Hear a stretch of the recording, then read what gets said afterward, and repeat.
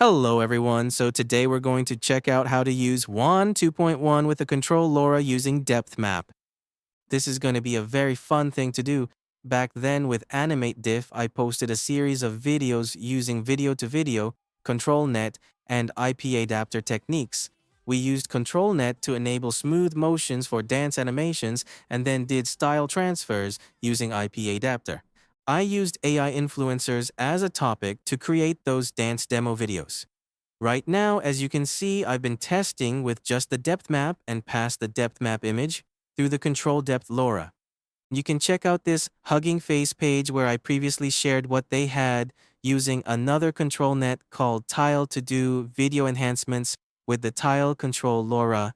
Here we've got the depth map control Lora. This actually resembles the concept of using control net. However, it's not the typical control net models we usually have for image generations or the animated control net that uses custom nodes to load processes instead.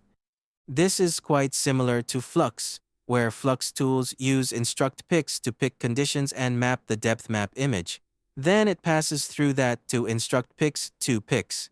We'll load the Lora model as the control styles and movement for this generated video. At this time, this Lora is mainly focused on controlling motion. It won't be handling styles or character Loras. With this, we'll be able to generate videos that capture the motions from the reference videos. As you can see here, I've got depth map frames generated from the source videos.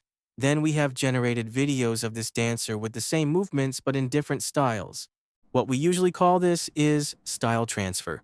Back in Animate Diff, we were able to do video-to-video restyling the reference videos frame by frame. We're able to do that using Wan 2.1. The benefit of this is that it holds up the consistency of the overall character. As you can see, the entire dance motions and video movement here have different camera angles, giving a dynamic style taken from the reference videos. But all the clothing, hairstyles, and backgrounds, like the graffiti on the wall, are very coherent. There are no color changes between frames or flickering like in Animate Diff, and the motions are much smoother than in Animate Diff, another level with Wan 2.1, because the diffusion transformer is the newer level of diffusion in the AI video world. This workflow can actually be obtained from Hugging Face. As you can see, you'll first have two files. One is the control Lora def save tensor files, and the other is the Lora JSON. This is the workflow I've just loaded into ComfyUI. Now, the most important thing here is loading the Lora model, where we focus on using the control Lora depth. This one exports save tensor files that work for ComfyUI. In here, it's working perfectly on my system because you're seeing the ComfyUI interface. Remember to update the latest versions of ComfyUI and some custom nodes if you're running any particular custom nodes within this workflow. The image-to-control-net processor will use the dev anything v2 preprocessor to generate the depth map. For instance, as you can see here, the black and white depth map in the middle is what you'll get to control the motions and movements in this video-to-video generation. Something else to keep in mind, we're not using the image-to-videos model for this workflow. It's using the text-to-videos models in Wan 2.1.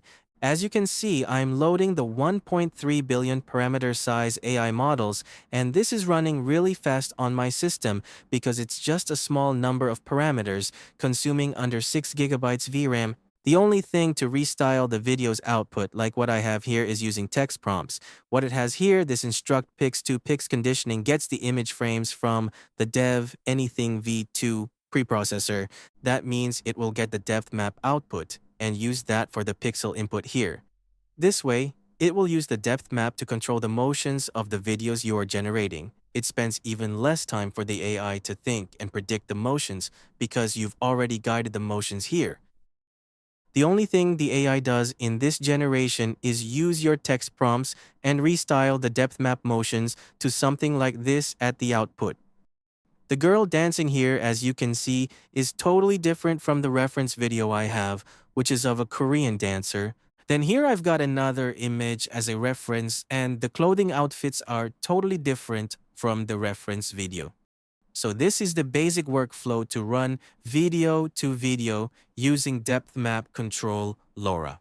One thing to note is that we have two sampler customs here. First, we're going to pass the conditioning positive, negative, and latent data to the first sampler custom. It will act like the UN sampling and resampling method we usually have in animate diff. But here we're going to add noise for the sampling in the first sampler custom. Once we get the latent output data, we pass this latent output data to the second sampler custom as the latent image data.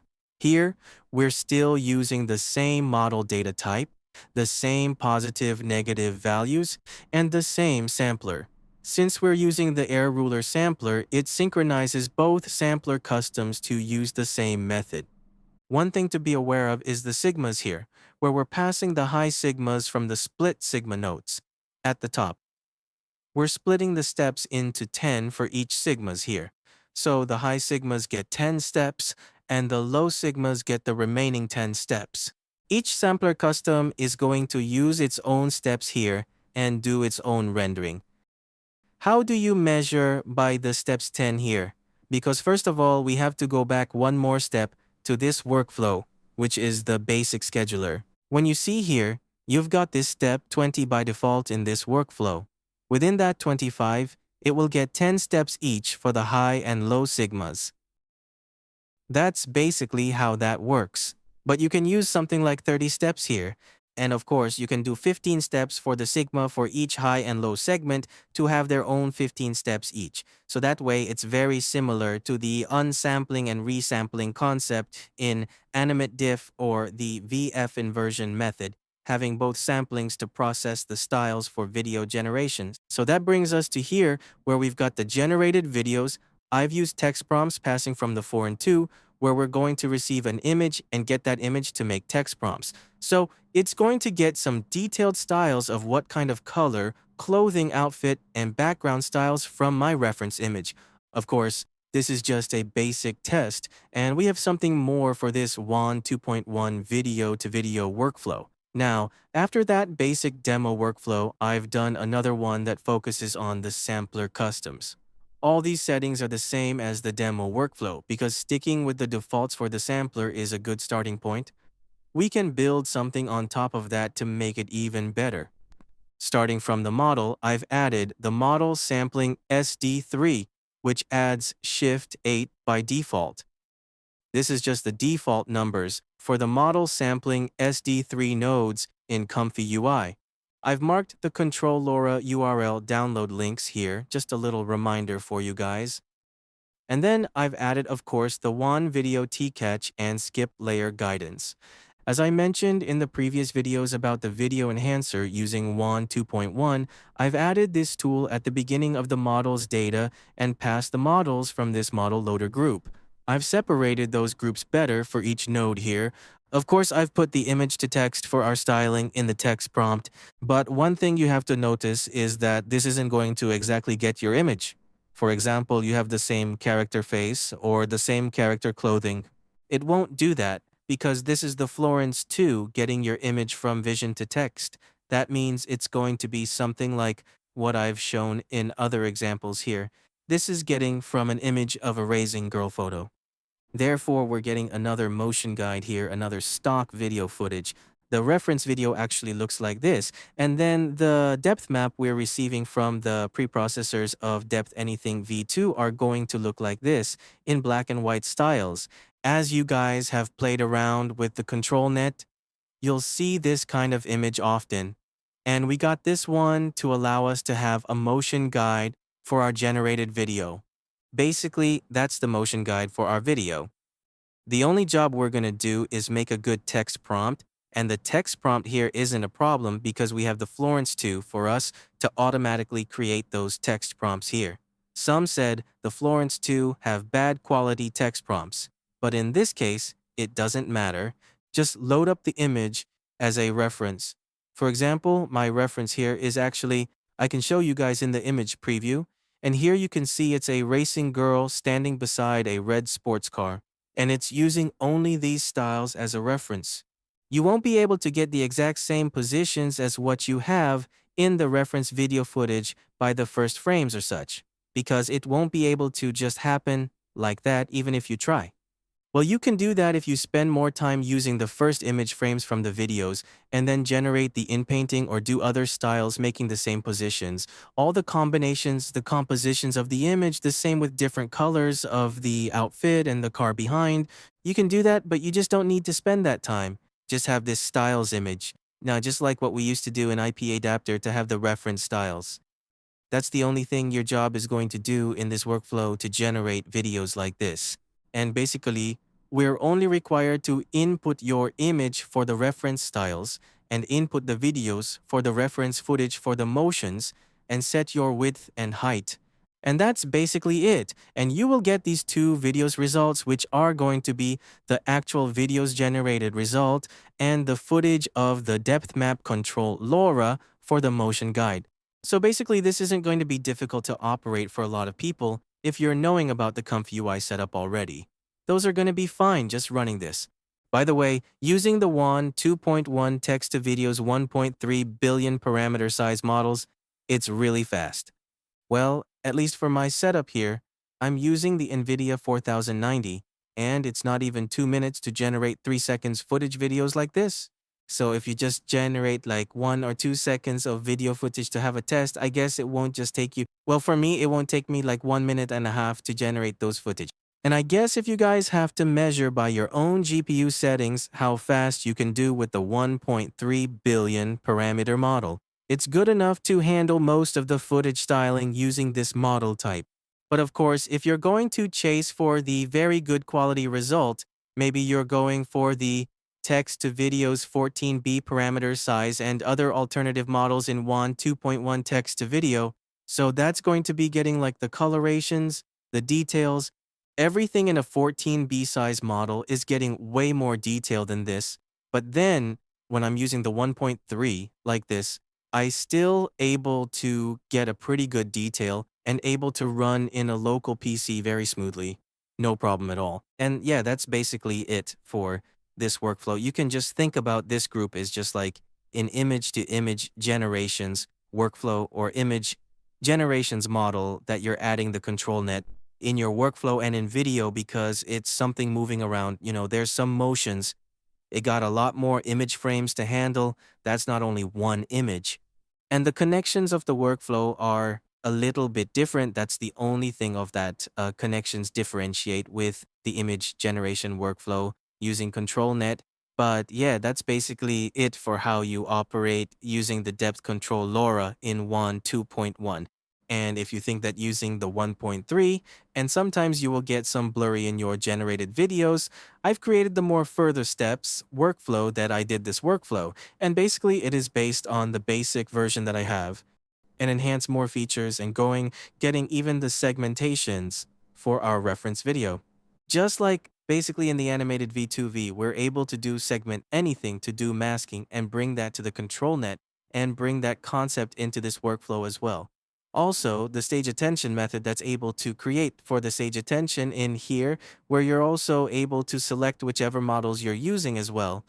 Or if you don't have Sage Attentions installed in your system, you can basically just disable these features or bypass this group, and it will be just going with the layer skip layer guidance and as well as Tcache.